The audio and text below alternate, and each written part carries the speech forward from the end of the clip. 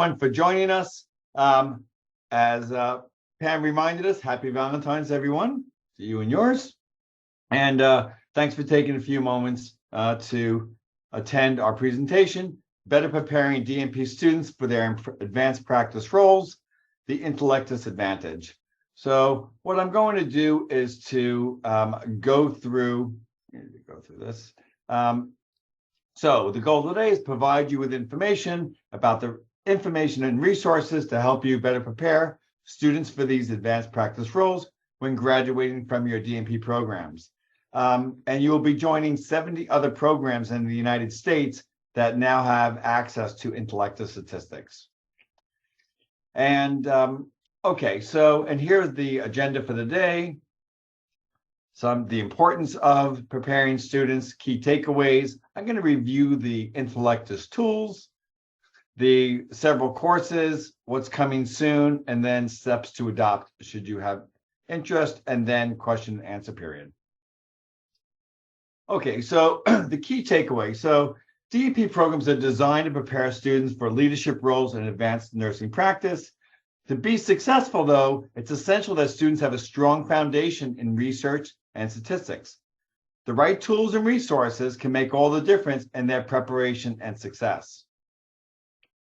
Data literacy and research skills also provide a significant advantage in healthcare leadership, as they equip your DNPs with the skills and knowledge needed to make evidence-based practice decisions, analyze data sets, and effectively communicate findings to stakeholders. In healthcare, data literacy and research skills are essential for understanding and interpreting health data, developing strategies for improvement, and leading teams towards better patient outcomes. DNPs with these skills can monitor and evaluate the impact of these interventions, identify areas for improvement, and then make evidence-based decisions.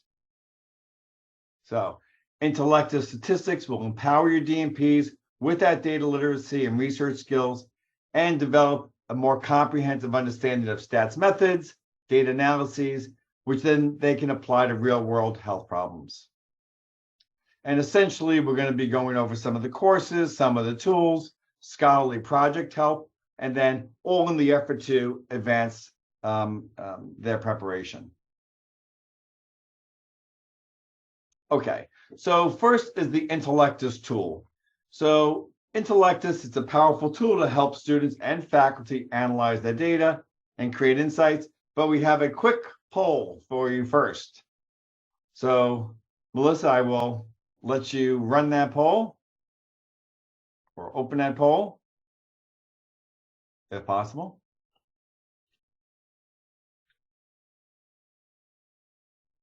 And if you would just, I think you could check all that apply, but where do students struggle in conducting quantitative analyses, deciding on the analysis, navigating the software, interpreting the results, or the reporting? Just give it another moment. And while we're doing that, I lost the results of that. Okay. Melissa, can you share the results of that poll? Yeah, and it looks like deciding on the analysis is one of the biggest. What percent endorsed that? 100%. Oh, okay. 100% said deciding on the analysis. 91% was navigating the software. 91% interpreting results, and 64% reporting. Okay, so there's problems in. So now it's back to me. And that is very consistent with what we found in the past couple of decades. What do I do? How do I navigate to do it? And what does it mean? So this is the Intellectus tool here. And let me address those three issues. So to decide what the statistical analysis is, we have an interactive decision tree. There's other aspects coming soon. But at the moment, we have a static decision tree where you can walk along the branches to get to the analysis to the right, or I can use the interactive aspect of it to say, I would like to predict an outcome, that scale. I'm doing a linear regression. Click on it, and you jump right into the linear regression. So the decision tree is a very helpful way to interactively figure out if they were looking at differences or predictions or relationships and so forth. Okay, so we have sought to address that question. Okay, the second part is really 91% said navigating the software. I was, I am a SPSS 30-year person using it. Nevertheless, there was a lot of Googling around to figure out how to use that tool. Okay, so we developed this tool to kind of have an intuitive way of using it. So I've loaded up an example data set, and you can do things, again, you can upload data from different files. You can manage this data in numerous ways. You can plot this data in numerous ways. I'll just give you a quick shot of that. You can see what's happening with pre and post tests by sex, males and females, okay, from pre to post. And you have a very set of robust analyses from descriptive to structural equation modeling and everything in between. So let me just show you how easy it is to conduct things. So I'll do what most DNPs are doing, which is descriptive stats and a paired t-test. So just to show you the simplicity of it, click descriptives, add variables, hit calculate. So this is the output. So the nominal and ordinal variables are put into an APA 7 table, and the auto drafting technology starts to interpret what's in that table. For the scale variables, those are put into an APA 7 table with helpful scrollovers, and an auto drafted summary of what's in that table. Very simple. Okay, for the paired t-test, you simply go to the test, you put in the variables at one at pre, one at post. You select the test, you put in the variables and hit calculate. What the tool does for every one of the tests, that it's going to preload the assumptions, one of which is normality, can be assessed with the Shapiro-Wilks. It runs it and then interprets it. Same with the results are in plain English. So now I'm kind of getting into the ease of the tool, but also the interpretation of the results. So the results are in plain English. There were significant differences from pre to post, APA 7 table, and an appropriate plot with scroll over. So the two use cases here are one, in a class, and I can get into the course in a moment, but in class, you're teaching students what the assumptions are, getting them acclimated to the name of the test, and understanding how to interpret when that P is greater than 0.05. It's also in that class use case, showing students how to report that result, how to interpret that result, what's in that table, and what's in that plot. For the DNP scholarly project use case, I am now going from, oh my gosh, I have all this raw output, to now I'm in editing mode. So these things are published with Turnitin. You can use the tables and the plots and the interpretation, but students have to put it in their own voice. So, but now you're in editing mode, and it comes with APA style references and a curated glossary. So that's the use case for the project. Very simple. This may take someone a week or 2 weeks to run, or Googling around or just fearful of it. So just to know that that's the simplicity of it. There's a lot of other things here, but I'm going to carry on with the rest of the presentation. So that's a quick snapshot at the tool, and during the Q&A questions, if you would like to ask questions about it, I'm happy to answer those. Okay.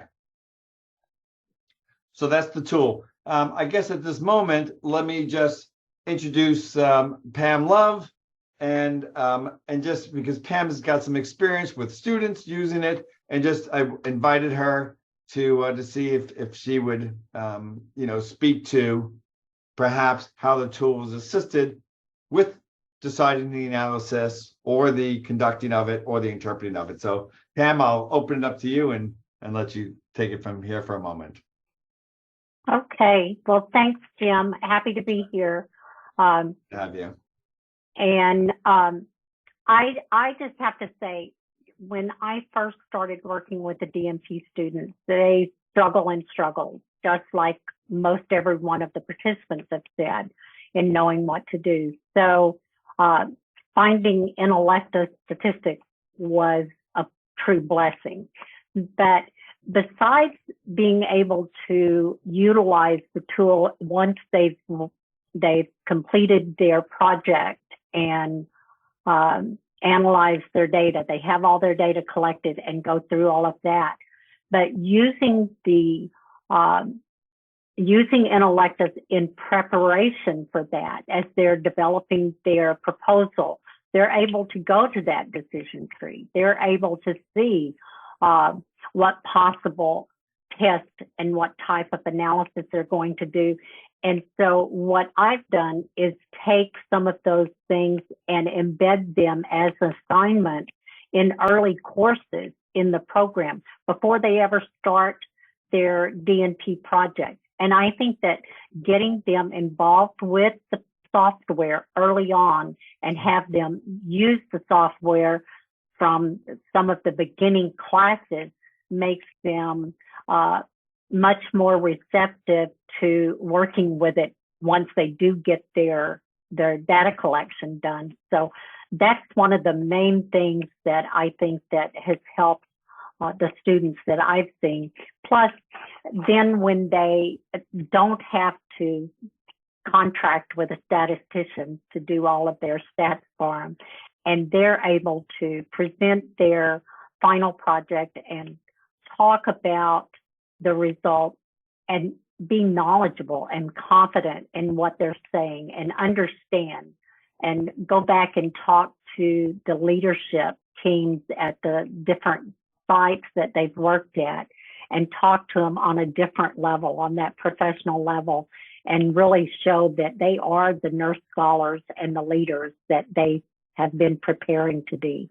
I think that that is one of the fantastic things that I've seen by using the program. That's terrific. Thanks for that. So if I caught that, was really getting them acclimated early with these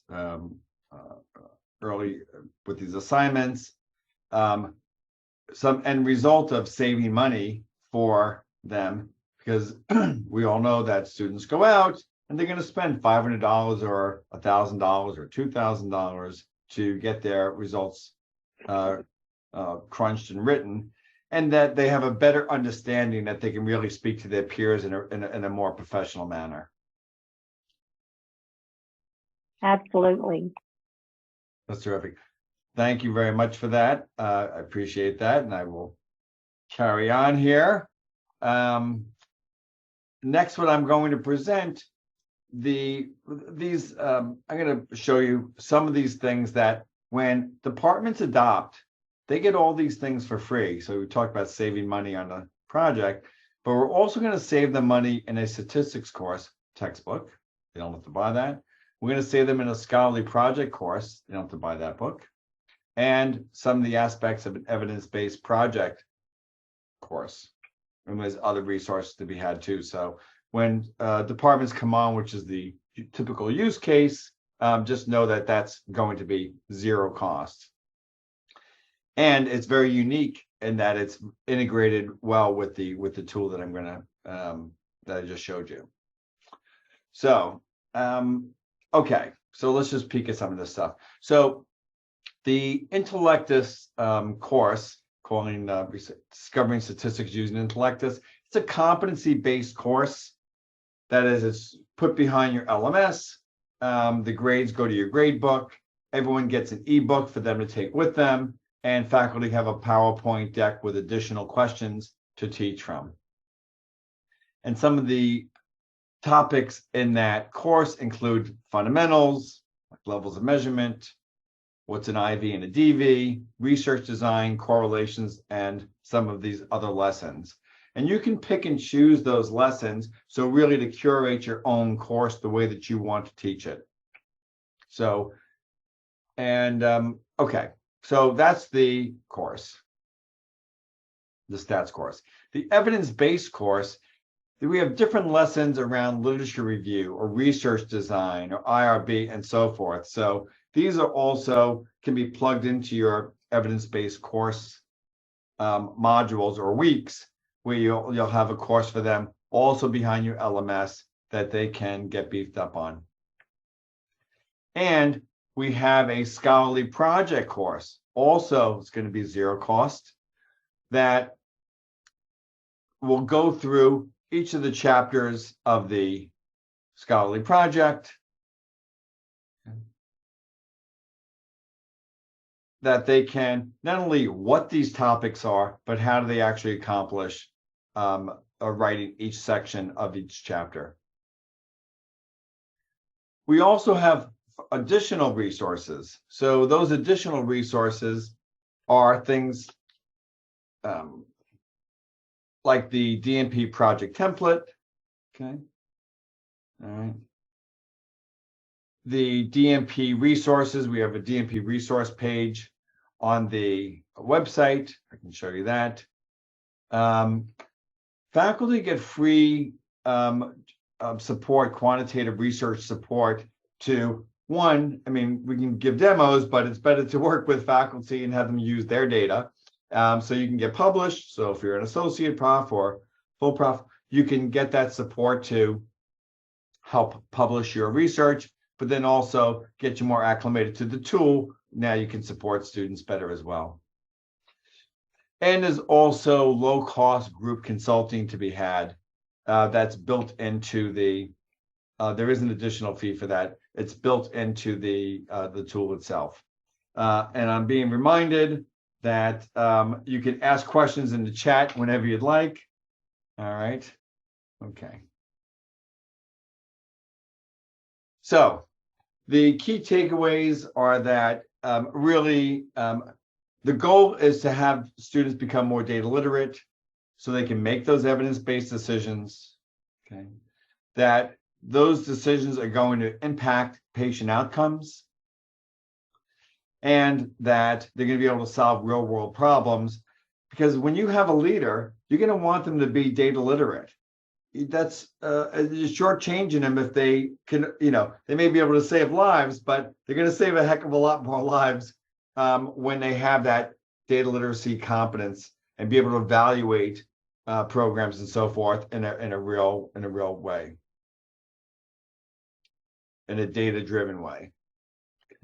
So next steps, Ashley's, who's also on this webinar, you can contact her simply at Ashley at Intellect Statistics. There's a phone number. You can email us. Okay. And coming soon. Everyone here has probably had some interest in the quant piece. We do have a qualitative tool and a qualitative course coming out. There will be a separate fee for that, just like you can't get NVivo and SPSS together. So there will be a separate fee. But what I can assure you is that the DNA of our organization, which is essentially simplicity and presentability, will be carried through in the qualitative tooling course. And we have some exciting ideas about how to really help people with the thematizing process and the presenting of those excerpts and the description of those themes. So stay tuned. That's coming. And I think at this time, I will just open up to Q&A. So, and Ashley put in her contact information. Thank you for that. So, Melissa, should folks put their questions in the chat or in the Q&A? In the Q&A section, you can just enter any questions that you have, or if you want to raise your hand, we can unmute you to ask a question. Can you discuss pricing? So fortunately, I don't have to deal with that. So Melissa or Ashley will discuss pricing, and then it's really kind of a use case. So I think we should, well, keep recording, not recording. Can you share your use case, like how many students and faculty in your department, because things run by tiers, and so if you would help us without presenting you with 30 tiers, can you share how many students and faculty in your department? And maybe Melissa, you could take this since you. Yeah, or if you want, Ashley handles that typically. She can reach out to you directly if you want to. If you Do want you to. know who asked the question? Anonymous attendee, so you don't know. Yeah. 120 DNP students, 6 faculty. Can we give them some idea of what we're talking about here? Yep. Anyone? Yep. So between 100 and 200 users, it's $89.93 a year, and that gives you access to the tool, all of the course materials, the DNP course, all of that. So in shorthand, so somebody's unable to see Ashley's chat in the chat box. So 83.93 divided by 126, that's $71 a year. You would have the tool, as Melissa, just to reiterate, you'll have the tool all year long for faculty and students, free faculty training, the course, the evidence-based practice course modules, the full-on statistics course, and the full-on scholarly project course. So you're getting quite a bit for that $71.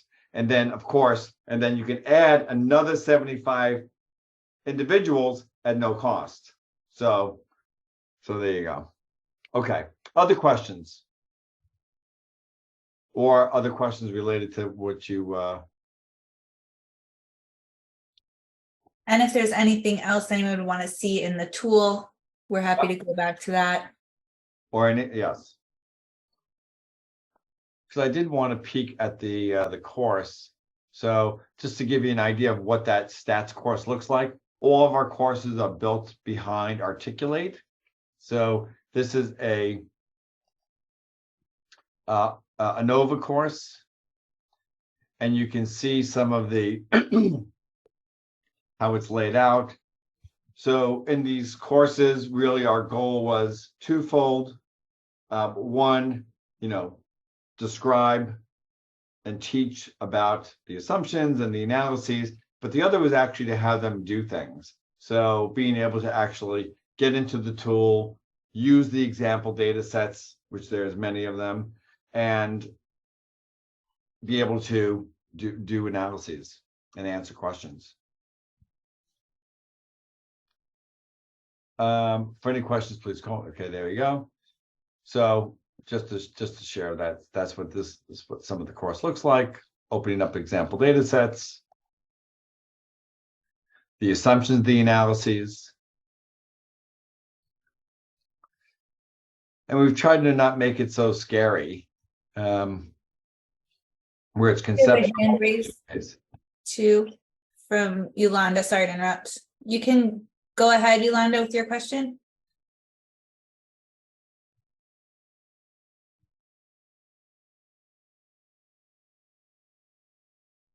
Sorry, that was a mistake. Oh, mistake hand raise. Okay. All right. Well, since you're here, do you have any questions, Yolanda? Well, I do not have a question, but I love all the features here. This is really amazing. I'm qualitative, Yep. and it would have been great to have this during my time in grad school. I used SPSS, when I took advanced statistics, but great tool, fantastic. Love the features and all the supplements that goes with it. Thank you. I'd also mention the that it is web-based.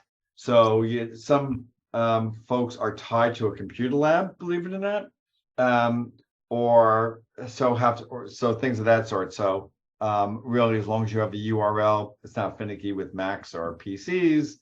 So just to add that piece of it. And stay tuned for that qual tool and course coming in 6 months. And then we also have a question from Michelle. Yeah. Michelle, I've unmuted you.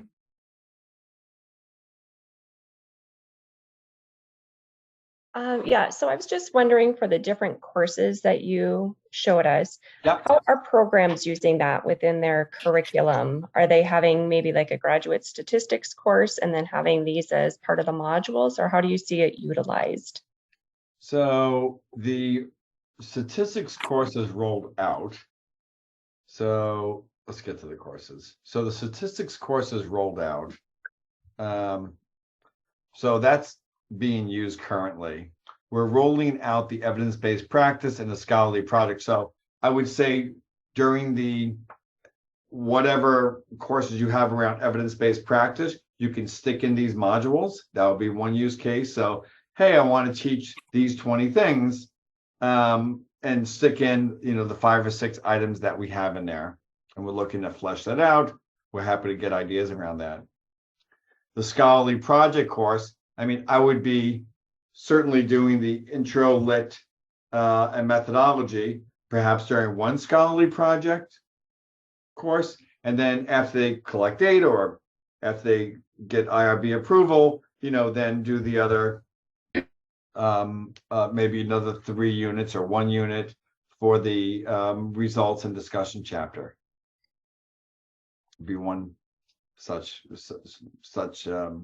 We also have we have programs that use it in different ways. They definitely incorporate it early on in that stats course. They also make it available to faculty as a refresher. It's another good use for all of those modules for faculty that just want to go back through and get familiar with both the tool and the different statistical methods. So does that answer some of that? And Pam, you can go ahead if you want to add to that. Yes, I would. What you said, Melissa, about faculty, many of us have come from that SPSS background and are not as comfortable with the stats as we would like to be. And as a result of that, we're fearful with advising students and interacting with the students. So I think that this allows us to get up to that same speed with the students, right along with the students. And the faculty that I've spoken with that are using Intellectus and working with their students hand in hand with it just rave about it, because they're not feeling inadequate as they're guiding their students through these projects. Yeah, I don't know about so upskilling, right? So a lot of folks, have taken an advanced stats course, and then you're qualitative. That's not unusual. So to get upskilled on it, it's a nice, simple way to get up to speed on it. So, yes.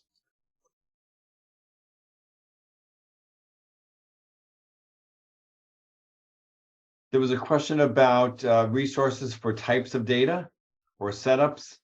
I think we're talking about data sets there. Is that correct? Is that the... Okay. So, it looks like Melissa answered that question. Yep, and if you want to pull up the DNP resources page, we could show them that. Oh, that'd be great. That'd be helpful too. And show the example data sets. Yep. So under DNP, we have DNP Home. So we kind of talk about the tools, how it helps. We have a integration case from a DNP director, Beth Heavey, and just kind of talks about how she's used it.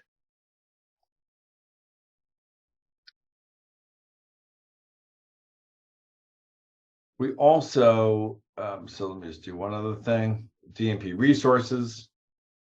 So it's description of the scholarly project, or the structure of the project, how to select a topic, some lit review support, methodology support, and so forth. I'd also note that we also have under resources. So what's happening with folks using Intellectus is the publishing. So a lot of folks are publishing in peer-reviewed journals, as you can see, and it keeps adding, and then a ton of dissertations and scholarly projects, mostly around nursing. Okay. So just to know that that's there. And I will add that for teaching, and I think to maybe answer some of the questions here, we have numerous example data sets, and we have them described by the type of analysis. So if I was doing a chi-square, it would say, use heart failure and depression as variables.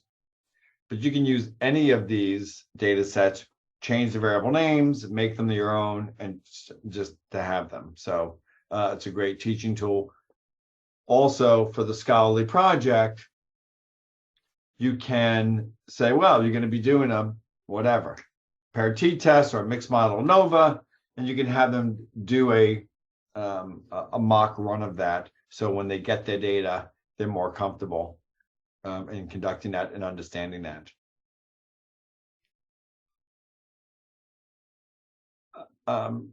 Melissa, do you want to grab the one about how programs are using the courses within the curriculum? Do we answer that?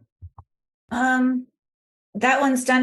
There's new questions about showing the decision tree. Okay. I don't see that under questions and answers. You go to open. That's fine. Okay. So, folks, that's why Melissa and Ashley are here. Okay, I have to go to the open. So, does the system for student publishing their work come with additional costs? So, publishing is a lot of pieces to that pie, right? Selecting the journal, looking at their requirements, and so forth.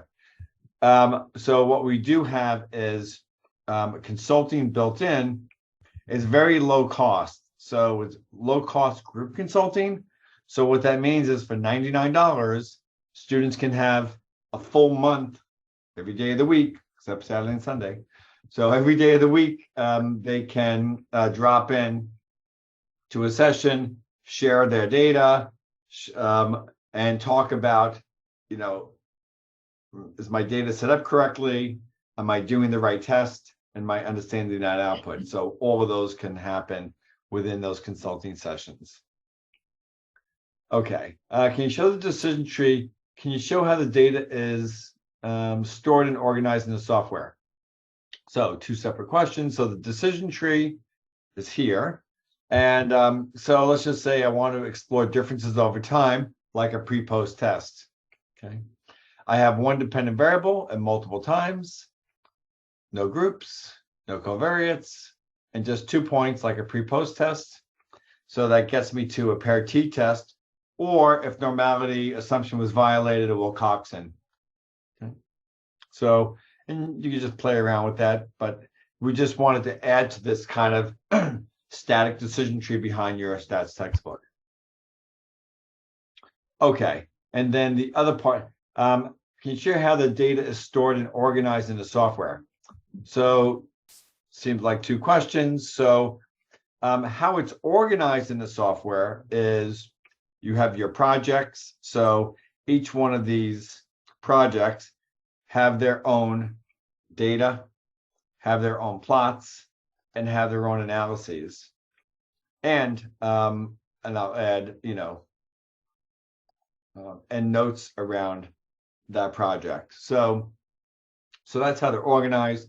I have my own projects, but I also can have shared projects from others, and I can share my projects. So that's happening.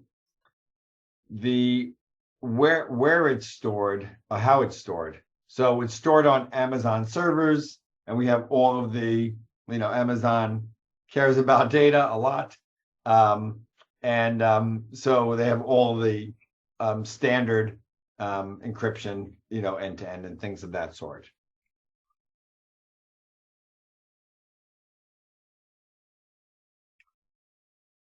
Other questions?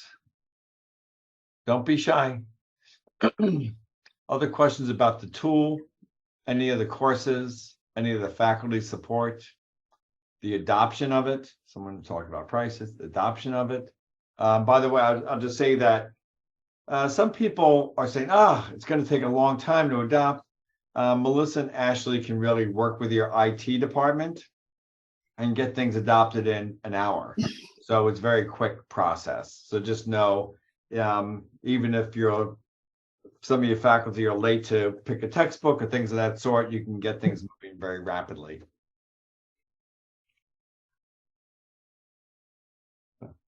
Final thoughts, final questions. I think with that, I will thank you all for your attention. Do have a favor. Other folks don't know about this. So if you're in conversation, please do share it with your colleagues to say, there's a different way of doing things, particularly where we started, which was in figuring out what test, using the tool to get there and interpreting that output. So with that, I'll again wish everyone a very happy Valentine's Day. Thank you all. My special thanks to Pam for coming on and sharing some of your experiences, and to Ashley and Melissa for helping us come off as it did. So thank you all, and see you all soon.